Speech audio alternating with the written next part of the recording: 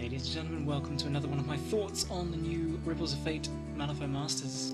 This time looking at Zipp, the Gremlin ass pilot.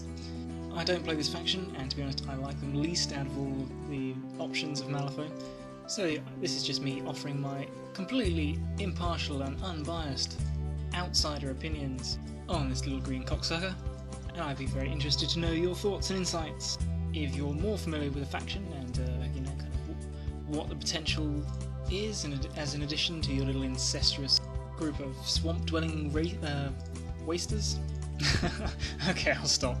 Wouldn't want to offend any of you little SOBs. But yeah, if that doesn't off-put you, if you've got any thoughts and opinions of your own, please put them down in the comments. I'll be interested to read them, and I'm sure other people will be too. So we've got Zipp.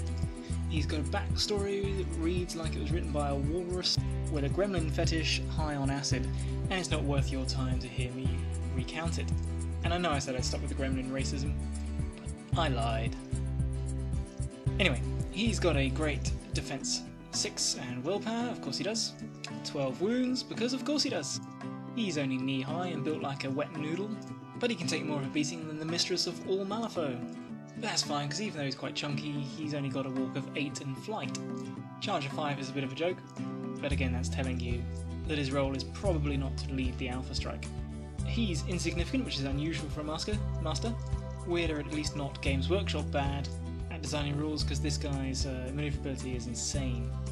He's got a 6-inch aura, which is kind of like chatty. It doesn't stop enemies interacting, but it makes it costly to do it. Discarding 2 cards is a pretty hefty price, and he doesn't have to do a damn thing to put it up. Finally, he's got a defensive and willpower trigger that requires a mask called Blasting Off Again, which allows him to place anywhere within 6 inches after resolving, so whether or not he wins or loses the duel, making him just insanely hard to focus fire or otherwise tie down. Add to the fact you've got to get past 6s for defensive willpower, and the fact he's got 12 wounds and can use soul stones. He's also a gremlin, which means he can heal like tomorrow's made of plasters and antioxidant fruit. Also, cash 4. I think all these new masters have cash 4, which is in all cases great. Let's go to the back of the card. He's got several attack actions. One is the Zipp Zapper. He's got to shoot 6, because when you've got a gun that's basically a cheese grater with a battery attached to it, it's entirely plausible that you'd be able to outshoot people with muskets, sniper rifles, and other shitty actual firearms not manufactured by swamp-dwelling retards. It's got the option to shoot 8 with a gun, or give him an engagement range of 2, because apparently he can cheese grate your face off with his stubby little arms at the same range as a greatsword. It does a moderate amount of damage with a blast, and since gremlins don't care about firing into combat anyway, there's a reasonable chance he's going to get that blast, which has a built-in trigger to reduce the movement of everything that it touches. They can't declare charge actions or zero actions, which is quite interesting, and could really mess with other strong models like masters or henchmen that tend to get a lot of work done with those. Convulsions is kind of interesting on a crow, and it's basically moving the model 3 inches for definite and then wasting their hand in order not to move another 3 inches. And 6 inches of movement is quite a fair way. So I mean, the attack isn't astounding, but it can be quite annoying. Next is Up We Go, probably going to be his main attack, and the thing that's going to lose Zipp players the few friends they had. It's got a melee of 3, but as I'm sure we've all noticed, it's resisted by height. Most things in the game are height 2, so he's got an advantage of 1 on most things. It's got a melee range of 2, because again, despite the fact he's got arms the size of a child, he clearly has never cut his fingernails.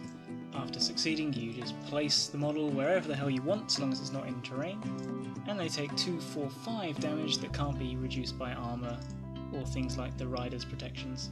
So you've picked up that Peacekeeper from the middle, done 4 damage to it, and put it behind a building, somewhere off towards the flank, where it's going to spend its next turn simply walking back towards where it's going to be useful. On a mask, he can get the trigger to take a walk action, and possibly into engage another one of the enemy models and do the same thing again. Ho ho ho, the fun just doesn't stop. Then we get to tactical actions, and we get to Noxious Smoke, a 1 action, which allows him for free, for no flip or duel of any kind, to place 3 50mm markers in base contact with himself, not in contact with any other models or markers, and these markers are height 5, blocking and impassable. They go away at the end of the turn, and the action can only be taken once per turn. So by the sound of it, all three of them have to be in base contact with him, which kind of restricts the shape you can put them in, as he's only got a 30mm base. But still, as a Lilith player, I certainly appreciate the ability to create blocking terrain. Okay, it might not be as versatile as Lilith's illusionary forests, but it's still going to offer major protection for all your little gremlin critters as they run towards the enemy. Not to mention protect Zipp from all the odd places he finds himself. And seriously, I think this guy's going to be one of the hardest masters in the game to assassinate. I'm not sure, could he fly to the top of them and stand on them? That could be pretty wacky. Finally, he's got a 0 action called Grab a Rope. He needs a 5 to cast, and has a range of 6. You can push a friendly model up to 8 inches, and then your opponent can push them 2 inches in any direction, so effectively you're probably only going 6 inches. It shouldn't be too hard to make that 2-inch, or to account for that 2-inch push, and put them in a place where it really doesn't matter. But it's just going to slow the game down, because your opponent, and you know it's going to be me, is going to spend about half an hour agonising over the most optimal place to put it. So yeah, ultimately it should mean that most of your gremlins will find it difficult to get into engagement range for things like deliver a message or exhaust their forces, but I'm sure it's going to come in useful. But a stat card is only half the story when it comes to masters. He's got limited upgrades, and one of them, it seems, allow his iron skeeters to attach free upgrades, and you know they're going to be totally bogus. You can also dip with, it looks like 0 actions or soulstone use, presumably good in strategies where you can anticipate, I guess, like Reckoning or Headhunter, where you can anticipate there being a lot of henchmen around. Or he has the option to do condition removal, which, as we all know, is completely rubbish and pointless ability.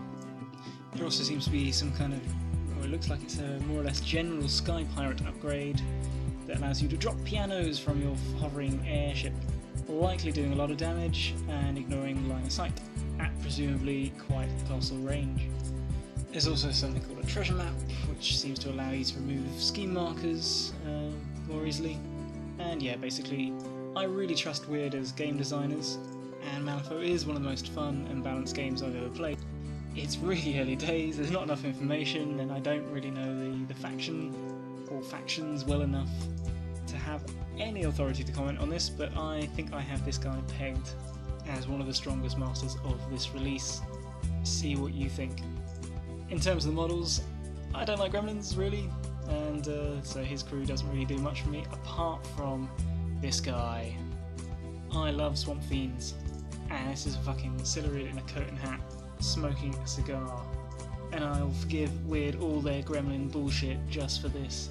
Very interested to see what his rules are like and whether or not I can shoehorn him into my Neverborn.